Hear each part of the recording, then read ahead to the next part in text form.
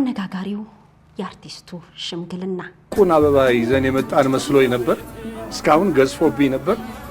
ልክ እሷ ስትገባ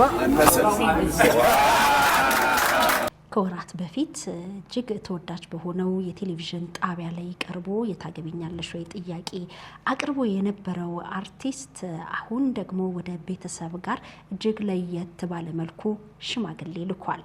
ይህ አነጋጋሪ የሆነው ሽምግልና በጣም ብዙ አርቲስቶች የተሳተፉበትና እንዲሁም ደግሞ ሽማግሌ ለላከው ሙሽራ ለሆነው አርቲስትም ፍቅራቸውንና አክብሮታቸውን የገለጹበት ሆኗል። ጤና ይስጥልን ውድ የሸገር ኢንፎ ሚዲያ ተከታታዮች እንደምን አላችሁ? መሰረት በዙ ነኝ። በያላችሁበት ሰላም፣ ፍቅር፣ ጤና እንዲበዛላችሁ እየተመኘው ሰሞኑን መነጋገሪያ ስለነበረው ሽምግልና አርቲስት ናታይ ጌታቸው ለሞዴልና እንዲሁም ደግሞ አርቲስት ለሆነችው ለወደፊት ባለቤቱ ቤተሰቦቿ ጋር የላከው ሽምግልና አነጋጋሪ ሆኗል። ስለዚህ የምንነግራችሁ ይሆናል። ሌላኛው ደግሞ ለአመታት በስደት በቤሩት ሀገር ስትሰራ ቆይታ ወደ ሀገሯ ስትመለስ ቀማኞች አግኝተዋት የነበረችው ስደተኛ ንብረቷን በሰላም ማግኘት ችላለች። እንግዲህ ከቦሌ አየር ማረፊያ ኤርፖርት ወደ ቤተሰቦቿ ጋር ለመሄድ ከአመታት የስደት ቆይታ በኋላ ታክሲ ለመጠቀም ያገኘቻቸው ሰዎች አጭበርባሪዎች ወይንም ደግሞ በተለምዶ ሿሿ የሚባሉ መሆናቸውን ያላወቀችው ስደተኛ እቃዎቿን ጭና ጉዞ ከጀመሩ በኋላ ግን በድንገት ትራፊክ ያዘን ውረጅና ተሻግረሽ እንጭንሻለን እንጠብቅሻለን ብለው እንግዲህ ይዛ የመጣችውን ሻንጣ የጫነችውን ሁሉ ይዘው እብስ ብለው ነበር። ይሁንና ግን ለየት ባለ መልኩ የመልካም ሰው ትብብር ታክሎበት በቁጥጥር ስር ውለዋል። ይህ ለሌሎችም ትምህርት ይሆናልና ስለዚህም የምንነግራችሁ ይኖራል። ቆይታችሁን ከሸገር ኢንፎ ጋር እንድታደርጉ በአክብሮት ነው የምንጋብዘው። ለሸገር ኢንፎ አዲስ የሆናችሁ ሰብስክራይብ በማድረግ ቤተሰብ እንድትሆኑ በአክብሮት እንጠይቃለን። ላይክ ሼር በማድረግ ብዙዎች ጋር እንዲደርስም እንድታደርጉ በአክብሮት ነው የምንጠይቀው። ወደ መረጃዎቹ አልፋለሁ። ሸገር ኢንፎ ሚዲያ ዘወትር ቅዳሜ ምሽት ከ12 ሰዓት እስከ 2 ሰዓት ድረስ የቀጥታ ስርጭት መጀመሩን ሰምተዋል? ካልሰሙ እንግዲያውስ እናስታውሶ። ዘወትር ቅዳሜ ምሽት ከ12 ሰዓት እስከ 2 ሰዓት በቀጥታ ስርጭት ከናንተ ከውድ ቤተሰቦቹ ጋር ቆይታ ያደርጋል። የፊታችን ቅዳሜ ሚያዝያ 25 2017 ጋብቻና የንብረት መብት ላይ የህግ አማካሪና ጠበቃ አያሌው ቢታኒ በቀጥታ ስርጭት ከናንተ የሚነሱ ጥያቄዎችን ምላሽ እየሰጠ አብሮ ይቆያል። በስጦታ ለጋራ የተሰጠ ነገር የጋራ ነው የሚሆነው። ነገር ግን በስጦታ ለኔ ለብቻ የተሰጠኝ ከሆነ የጋራ ሀብት አይደለም። ሚስቴ አይመለከታትም፣ የኔ ንብረት ነው። ለአያሌው ብቻ ተብሎ የተለየ ስጦታ ከተሰጠኝ ማለት ነው። ሀብትሽ ሀብቴ ብለህ ከተጋባህ ከእሷ ጋር ሆነ በትዳር የምታገኛቸው በስጦታም ይሁን በምንም እሷን አይመለከትም። በጋራ ለሁለታችሁም ነው ስጦታው ተብሎ ለምሳሌ በጋብቻ ወቅት ባለቤት እየተመለከተች ነው፣ እየሰማሽ ነው አይደል? እሷም የፍርድ ቤት ሰው ስለሆነ በደንብ ታውቃለች። ኮዲው ሸገር ኢንፎን ሰብስክራይብ ያላደረጋችሁ ሰብስክራይብ አድርጉ፣ ላይክ ሼር አድርጋችሁ ብዙዎች ጋር እንዲደርስ የበኩላችሁን ይወጡ። ሸገር ኢንፎ ትክክለኛና ታማኝ የመረጃ ምንጭ። ሰርግ የመሰለውና እጅግ የደመቀው ሽምግልና አነጋጋሪ ሆኗል። ያሳለፍነው እሁድ የተላከው ሽምግልና እንግዲህ ከአበባው ጭምር እጅግ ለየት ያለ ነው ተብሎለታል። የተለያዩ ስመጥር የሆኑ የኪነ ጥበብ ባለሙያዎች አርቲስቶች የተላኩበትና በቁጥርም በርከት ብለው የሄዱበት ሽምግልና ነው። ይህ ሽምግልና እንግዲህ ቀደም ሲል አርቲስት ናታይ ጌታቸው ታገቢኛለሽ ወይ የሚል ጥያቄ በሰይፉ በኢቢኤስ ፕሮግራም ላይ ነበረ አቅርቦ የነበረው። እጅግ በጣም ብዙ ሰዎች የተመለከቱትና ከዚህ ቀደም ይቀርቡ ከነበሩ የታገቢኛለሽ ጥያቄዎች ለየት ያለ በመሆኑና እጅግ በጣም ብዙ ተመልካችና ተወዳጅነት ያለው የሰይፉ ፕሮግራም ላይ ቀርበው በተለይ ደግሞ ጥቁር አደይ የተባለ ፊልማቸውን ለማስተዋወቅ እዛው በተገኙበት ነበር ድንገቴ ፈንጠዝያ እንደሚባለው ታገቢኛለሽ ወይ ሲል እንግዲህ ሰርፕራይዝ ያደረጋት።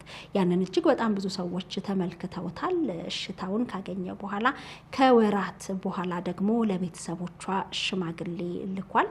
እንግዲህ በዚህ የሽምግልና ስነ ስርዓት ላይ ቤተሰብም የሀገራችንን ባህል ወግና ስርዓት ሳትለቁ ወደ ቤተሰብ ለጥያቄ በመምጣታችሁ ደስ ብሎናል፣ ኮርተንባችኋል ሲሉ ተናግረዋል። ያው ብዙ ጊዜ የኪነ ጥበብ ባለሙያዎች ስራቸው ብቻ ሳይሆን ግላዊ ህይወታቸውም ትኩረት እንደሚስብ ይታወቃልና የታገቢኛለሽ ወይ ጥያቄን በቴሌቪዥን ፕሮግራም ላይ ካቀረበ በኋላ በቃ አለቀ ተደመደመ ብለው ያሰቡም ነበር። እንዲሁም ደግሞ በውስጥ ምንም ኮሽታ ሳይሰማ ቤተሰብ ጋር ልኮ ጨርሷል የሚሉም ነበሩ። ከወራት በኋላ ግን ቤተሰብ ጋር አክብሮት በተሞላበት መልኩ ስመጥር የሆኑ የኪነ ጥበብ ባለሙያዎች ለሽምግልናው ተሰይመው ልጃችሁን ለልጃችን ሲሉ ጠይቀዋል። አሁን ላይ እንደሚታወቀው የሽምግልና ፕሮግራም በጣም ዘመናዊነትን እየተላበሰና ለየት ባለ መልኩ እየተዘጋጀ እንደሆነ ይታወቃል። አንዳንዶች ባህላዊ ስርዓቱን መልቀቅ የለበትም ሲሉ ቢቃወሙም ብዙዎች ግን ዘመናዊ መሆኑና በዚህ አይነት መልኩ መከናወኑ መልካም ነው ሲሉ አስተያየታቸውንም ሲሰጡ ይደመጣል። አርቲስት ናታይ ጌታቸው እንግዲህ የህሊና ቤተሰቦች ጋር ሽማግሌ ሲልክ ስመጥር የሆኑ የኪነ ጥበብ ባለሙያዎችን ጨምሮ የተለያዩ ሰዎች እንዲሁም የቅርብ ቤተሰቦቹም ጭምር በሽምግልናው ላይ ተሳትፈዋል። እናት ለልጃቸው ያላቸውን ስስትና ፍቅር በእንባ ተሞልተው ነው የገለጹት። ያው እንግዲህ በጭፈራ በተለያዩ በደመቁ ስነ ስርዓቶች ተከናውኗል። እንግዲህ አነጋጋሪ የሆነውም የታገቢኛለሽ ወይ ጥያቄን በቴሌቪዥን መስኮት እጅግ ብዙ ተመልካች ባለው ከቀረበና ሁሉም ሰው ከተመለከተ በኋላ መልሶ ልጃችሁን ለልጃችን የሚለው ጥያቄ እነሱ በአደባባይ በውስጥ ከጨረሱ በኋላ እንዴት ያሉ ቢኖሩም ግን ደግሞ ባህላዊ ስርዓቱን ሳይለቅ ይህ ነገር በመከናወኑ እጅግ መልካም ነው ብለው ብዙዎች ውዴታቸውን ገልጸዋል። በሽምግልናው ላይ እንግዲህ አርቲስት ታምሩ ብርሃኑ፣ አርቲስት ግሩም ኤርሚያስ እንዲሁም ደግሞ ካሳሁን ፍስሐ ወይንም ማንዴላ፣ እንግዳ ሰው ሀብቴ፣ ቴዲ፣ ሙሉ አለም ጌታቸው እጅግ ተወዳጅ የሆኑ የኪነ ጥበብ ባለሙያዎችን ጨምሮ እንግዲህ የተለያዩ ሰዎች ተገኝተዋል። ወደ ሽምግልናው ጋር ከመሄዳቸው በፊትም ያላቸውን ስሜት አጋርተዋል። እዛም ቤተሰብ ጋር ከደረሱ በኋላ ያለውን ስነ ስርዓት ቀርጸው እንግዲህ ለተመልካቾች አጋርተዋል። በዚህም በተለይ የአበባው ትልቀት በሚል አጃኢብ ያሉ ብዙ ናቸው። ቁን አበባ ይዘን የመጣን መስሎኝ ነበር። እስካሁን ገዝፎብኝ ነበር። ልክ እሷ ስትገባ ይህ አነጋጋሪ ሽምግልና እንግዲህ በትዳርም ያማረ የሰመረ እንዲሆንላቸው እኛም መልካም ምኞታችንን እንገልጻለን። ያው የኪነ ጥበብ ባለሙያዎች ቀደም ብዬ እንዳልኩት ግላዊ ህይወታቸውም እጅግ ትኩረት ስለሚስብና እንግዲህ ተፋቱ ወይም እንዲሆኑ ብቻ ሳይሆን ተጣመሩም መልካም የሆነ ዜና ነውና ይህንን አነጋጋሪ ሽምግልና ነው እንግዲህ ቀደም ብዬ በመረጃ ያካፈልኳችሁ። ሌላኛው በተለይ በአረብ ሀገርና በተለያየ ዓለም ክፍል የምትኖሩ ወደ ሀገራችሁ በምትመጡበት ጊዜ ከቀማኛ እንድትጠበቁ የተለያየ አይነትና መልክ ያላቸው የማጭበርበር ዘዴዎች እንደተበራከቱ በተለያየ ጊዜ ሲነገር ይሰማል። እንግዲህ የአዲስ አበባ ፌዴራል ፖሊስ ባወጣው መረጃ አንዲት በአረብ ሀገር በተለይ በቤይሩት ለአመታት በስደት ቆይታ ለሀገሯ የበቃች ስደተኛ የገጠማት ግን እጅግ አስደንጋጭ ነገር ነበር። ይሁንና በመጨረሻም ሀቋን ሻንጣዎቿን ማግኘት ችላለች።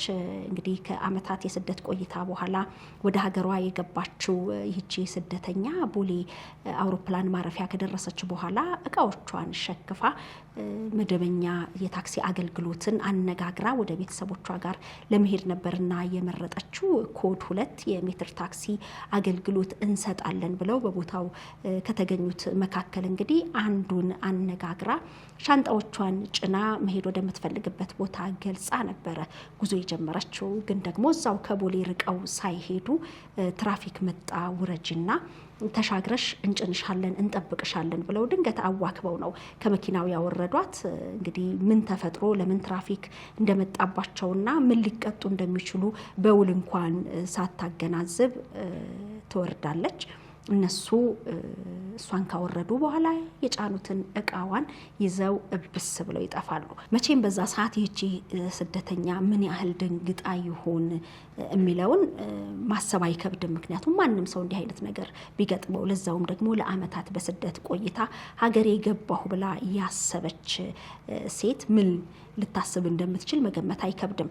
ሁኔታው ያላማረው እግረኛ በዛ ቦታ ላይ ሲንቀሳቀስ እየነበረ ግን ምን ቸገረኝ ምን አገባኝ ብሎ ነገሩን ችላ ሳይል ሁኔታው ስላላማረው ከርቀት የመኪናውን ታርጋ ፎቶ አንስቶ ነበርና እንዳጭበረበሩ እቃዋን ይዘው እንደሄዱ ሲያውቅ ግን በአቅራቢያቸው ለሚገኝ ትራፊክ ፖሊስ ይህንን ጉዳይ አስረድተው ታርጋውንም ይሰጣሉ።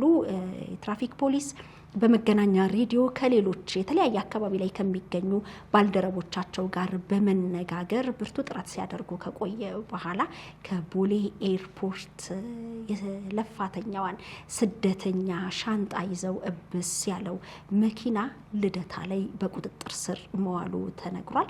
በሚገርም ሁኔታ ፍተሻ ሲደረግ በመኪና ውስጥ የተለያየ አይነት ያላቸው ስልኮች እንዲሁም ደግሞ ከ80 ሺህ ብር በላይ የሆነ ገንዘብና የተለያየ መጠን ያለው ሪያል ጭምር በቁጥጥር ስር መዋል ችሏል።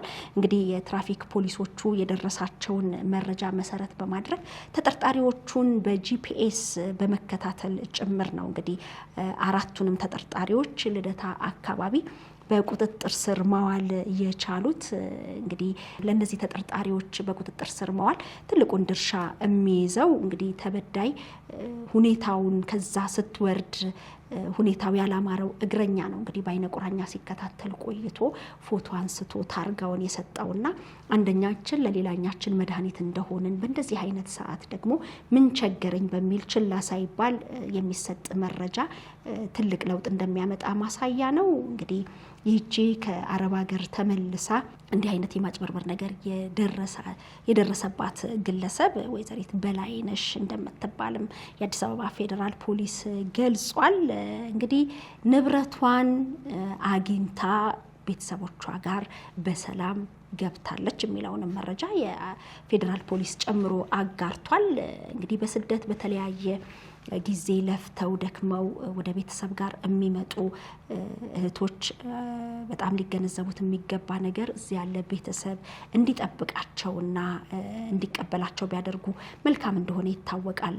ባለፈው ወር እንደሰማ ነው ለአመታት አረብ ሀገር ቆይታ ስትመጣ ፍቅረኛ ያለችው ሰው እንዲቀበላት ካደረገች በኋላ እንግዲህ ይዟት ወደ ቤት ገብቶ ግንኙነት መፈጸም አልፈልግም ጊዜው አይደለም ስላለች ብቻ በመዶሻ መቶ ህይወቷን እንደነጠቃት ይታወቃል። ቤተሰብ እንደምትመጣ እንኳን በዛ እለት ሳያውቁ እሷ ግን እዚህ ገብታ ህይወቷ አልፎ ከሳምንት በኋላ ነው ግቢው ውስጥ ባለው ነገር ጠረኑ ሲቀየር ምንድነው ብለው ለፖሊስ አመልክተው የተከራየበት ክፍል ውስጥ ህይወቷ አልፎ የተገኘውና ተጠርጣሪውን በቁጥጥር ስር ውሎ በምን ምክንያት እንዳደረገውና ዝርዝር ነገሩን ቢናገርም ግን ይህቺ ምስኪን ለአመታት አረብ ሀገር ለፍታ ልጇን ቤተሰብን ሳታይ ህይወቷን የተነጠቀች ነችና ይሄ ትልቅ ጥንቃቄ ያስፈልጋልና ይሄም ለሌሎችም ትምህርት ይሆናል በሚል ነው። በተለይ ከውጭ ሀገር ስትመጡ ማን ነው የሚቀበለን ከማን ጋር ነው ያነጋገርነውስ ህጋዊ አገልግሎት ሰጪ ነው ወይ የሚለው ትልቅ ጥንቃቄና ትኩረት የሚፈልግ ነው። ለዛሬ እነዚህን ሁለት መረጃዎች አጋራናችሁ። በያላችሁበት ቆይታችሁን ከሸገር ኢንፎ ጋር ስላደረጋችሁ ከልብ እናመሰግናለን። በሸገር ኢንፎ እንዲተላለፍ የምናጋራው ታሪክ አለን የምትሉ በዝግጅት ክፍላችን ስልክ 0913242401 ላይ ደውላችሁ መጠቆም ትችላላችሁ። እኛም እንግዲህ ከእናንተ ጋር ቆይታ እናደርጋለን። የዝግጅት ክፍሉ ከእናንተ ጋር ያለውን ነገር ምላሽ ይሰጣችኋል፣ ያነጋግራችኋል ማለት ነው። በያላችሁ በት ቆይታችሁን ከኛ ጋር ስለምታደርጉ በድጋሚ ከልብ እናመሰግናለን። ሸገር ኢንፎ ሚዲያ ዘወትር ቅዳሜ ምሽት ከ12 ሰዓት እስከ 2 ሰዓት ድረስ የቀጥታ ስርጭት መጀመሩን ሰምተዋል? ካልሰሙ እንግዲያውስ እናስታውሶ ዘወትር ቅዳሜ ምሽት ከ12 ሰዓት እስከ 2 ሰዓት በቀጥታ ስርጭት ከናንተ ከውድ ቤተሰቦቹ ጋር ቆይታ ያደርጋል። የፊታችን ቅዳሜ ሚያዝያ 25 2017 ጋብቻና የንብረት መብት ላይ የህግ አማካሪና ጠበቃ አያሌው ቢታኒ በቀጥታ ስርጭት ከናንተ የሚነሱ ጥያቄዎችን ምላሽ እየሰጠ አብሮ ይቆያል። በስጦታ ለጋራ የተሰጠ ነገር የጋራ ነው የሚሆነው። ነገር ግን በስጦታ ለእኔ ለብቻ የተሰጠኝ ከሆነ የጋራ ሀብት አይደለም። ሚስቴ አይመለከታትም፣ የኔ ንብረት ነው። ለአያሌው ብቻ ተብሎ የተለየ ስጦታ ከተሰጠኝ ማለት ነው። ሀብትሽ ሀብቴ ብለህ ከተጋባህ ከእሷ ጋር ሆነ በትዳር የምታገኛቸው በስጦታም ይሁን በምንም እሷን አይመለከትም።